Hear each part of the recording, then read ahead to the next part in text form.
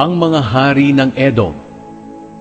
Ito ang mga hari ng Edom noong panahon na wala pang mga hari ang mga Israelita. Si Bela na taga-Dinhaba na anak ni Beor ay naging hari sa Edom.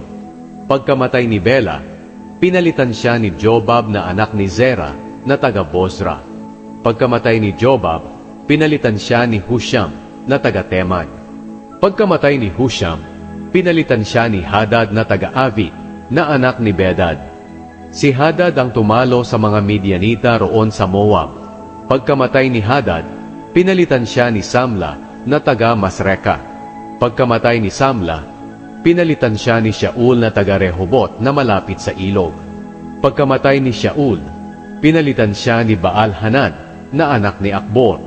Pagkamatay ni Baal-Hanan na anak ni Akbor, pinalitan siya ni Hadad na taga-Pau. Ang asawa niya ay si Mehetabel, na anak ni Matred at apo ni Mezahab. Si Esau na tinatawag ding Edom, ang pinagmulan ng mga Edomita.